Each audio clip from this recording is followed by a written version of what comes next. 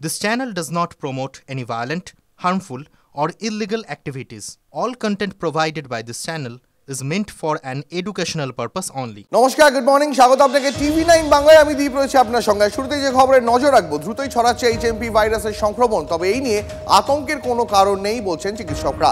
2001 থেকেই এই ভাইরাসকে চেনে বিশ্ব। বর্তমানে যে ভ্যারিয়েন্ট সংক্রমণ ছড়াচ্ছে সেটি নতুন, তবে তা নিয়ে ভয়ের কিছু নেই। শিশু এবং বয়স্কদের ওপর নজর রাখার বার্তা, পরিষ্কার পরিচ্ছন্ন থাকা এবং সাবধানে থাকার কথাই বলছেন ডাক্তাররা। সর্দি কাশি সাধারণ জ্বর হলে চিকিৎসকদের পরামর্শ নেওয়ার নির্দেশ, সাবধানতা অবলম্বন করতে মাস্ক পরার বার্তা।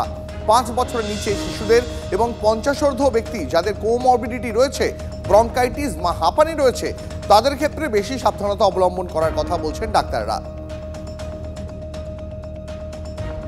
কি বলছেন বিশিষ্ট চিকিৎসকরা, শোনাবো। এটা একটা ফ্লু জাতীয় ইলনেস এবং শীত কাটলে এটা ন্যাচারালি আস্তে আস্তে ন্যাচারাল যে ডেথ সেটা হবে, এবং এই মুহূর্তে খুব বেশি প্যানিক করার আমি তো কোনো কারণ দেখছি না। তবে সাধারণ যে প্রিকশনগুলো, মাস্ক, হাত ধোয়া ইত্যাদি, সেগুলো বজায় রাখা, এবং সবচেয়ে ইম্পর্ট্যান্ট হচ্ছে যে পেশেন্টদের সর্দি কাশি হবে তারা যেন মাস্ক ইউজ করেন, রাদার দেন পুরো ভারতবর্ষ মাস্ক ইউজ করার থেকে যাদের হয়েছে তারা যদি এইটুকু মানবিকতার পরিচয় দেন। যারা 1 থেকে 5 বছর বা অনেক ক্ষেত্রে 6 থেকে 12 ধরা হয় যে এটা সেকেন্ড মোস্ট কমন ইনফেকশন, এটা কিন্তু আজকে নয়, এটা অনেক দিন ধরে। এবার সমস্যাটা কোথায় হচ্ছে, অ্যাডাল্টদের এটা পরিমাণে একটু কম হয় এবং এটা এতটাই মাইল্ড থাকে যে সাধারণ সর্দি জ্বর, যেটাকে আমরা সাধারণ ভাইরাল ইনফেকশন বলি, সেইভাবে এটা সেরে যায়। এবং এটা যেহেতু আরএনএ ভাইরাস, এর সময়ের সাথে সাথে বিভিন্ন রকমের পরিবর্তন আসে, খুব তাড়াতাড়ি মিউটেশন হয়। ভ্যাকসিন আজ পর্যন্ত অ্যাভেলেবেল হয়নি এবং সঙ্গত কারণেই তার প্রয়োজনও হয়নি। এইচএমপিভি ভাইরাস এখনো অবধি চায়নাতে, মালয়েশিয়াতে, ইন্ডিয়াতে, ইউরোপে বিভিন্ন জায়গায় যে আইসোলেটেড হচ্ছে, এটা হচ্ছে সেই সেম ভাইরাস। গত 25 বছর ধরে আমরা যে আরএনএ রেসপিরেটরি ভাইরাস বলে জানি, সেটাকেই এই চেনা লোক পরিচিত ভাইরাস আরেকবার তার প্রাদুর্ভাব ঘটছে। এইটাকে ভয় না পাওয়ার পরামর্শ দিচ্ছে কেন্দ্রীয় স্বাস্থ্য মন্ত্রকও। গোটা পরিস্থিতির ওপর নজর রাখছে কেন্দ্র, জানিয়েছেন কেন্দ্রীয় স্বাস্থ্যমন্ত্রী জেপি নাড্ডা। देश के हेल्थ सिस्टम्स और सर्विलेंस नेटवर्क्स किसी भी उभरते हुए हेल्थ चैलेंज के प्रति क्विक रिस्पांस देने के लिए सक्षम है और तैयार है। हम स्थिति का क्लोज मॉनिटरिंग कर रहे हैं, हम स्थिति का बहुत नज़दीकी से जायजा ले रहे हैं, और हम ये कह सकते हैं कि हमें चिंता का कोई कारण नहीं होना चाहिए। स्वास्थ्य विभाग इन सारी बातों पर नजर रखे। বউবাজারে ভূগর্ভে অবশেষে শুরু হলো শেষ পর্যায়ের মেট্রোর কাজ। লাইন পাতা এবং সিগন্যালিং প্রক্রিয়া কার্যত সম্পূর্ণ।